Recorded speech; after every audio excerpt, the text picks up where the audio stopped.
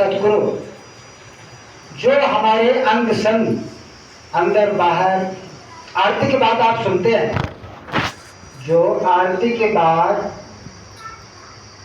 गुरु की वाणी से निकलती है कीर्तन के रूप में, क्या उसको आप समझते हैं कि नहीं? साथ जी सदगुरु वो प्रकाश है जो हमें सदैव प्रकाशित करता रहता है।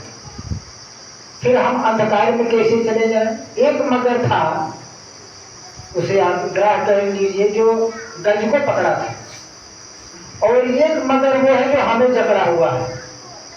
जब तक यह मगर नहीं जाएगा हमारे अंदर से, तब तक हम सदगुरु का दीदार कहाँ कर पाएंगे?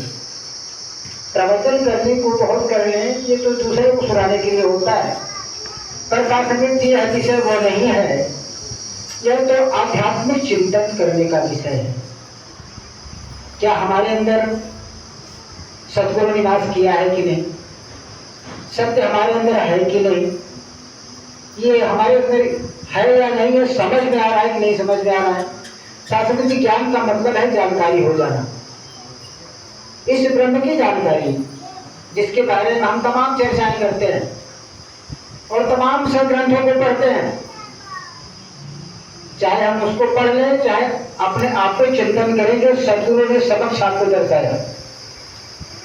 यह परमात्मा जब सारे ग्रंथों ने बयानबाजी किया कि सब जगह विराजमान है, तो क्या हम अभी देख नहीं पाए? क्या शासन जरा सोचे, अगर हम देख रहे हैं तो फिर हमारा भव सागर पार होना कठिन नहीं है।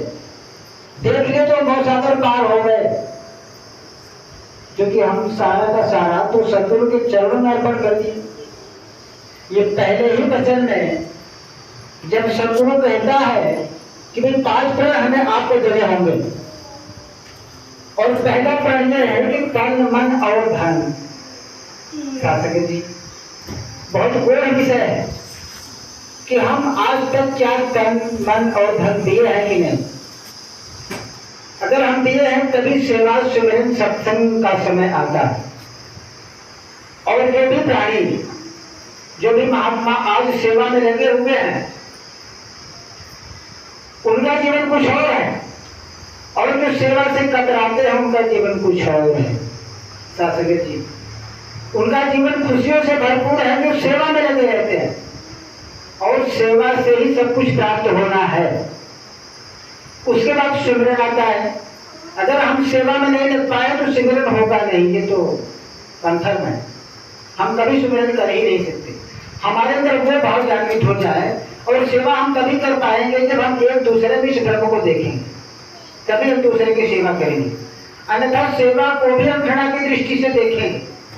जैसे आज हम सत्संग में आ रहे थे, तो एक महोदय पूछे भाई आप कहाँ जा रहे हो? मैंने कहा भाई मैं साधु संगत में जा रहा हूँ। तो उनको ऐसा लगा जैसे मैं बहुत बड़ा पाप करने जा रहा हूँ। तो शास्त्र जी ऐसा होता है, जो साधु संगत करते हैं उनके अंदर ये ध्येय बना रहता है, क्या सेवा से हमारा कुछ खर्च हो जाएगा? ऐसा नहीं, आपका कुछ है ही नहीं, क्योंकि पहले वचन में आपने दे दिया है ये तन मन और धन सब परमात्मा का है। हाँ जी, परमात्मा का है तो परमात्मा को दे दो। परमात्मा को दे दो तो आप स्वच्छंद हो जाओगे, आप निरोगी हो जाओगे, कोई रोग नहीं होगा। स्वच्छंद का मतलब क्या है? आप बिल्कुल सुख के सागर में डूब जाओगे। शास्त्री जी सत्य विचार का समय, दास ज्यादा कुछ बोलता जा रहा है, तो दास सभी महापुरुषों के पावन चरणों में वंदना रखता है। इसके बाद गुरु विचार होगा। एक तो ही निरंकार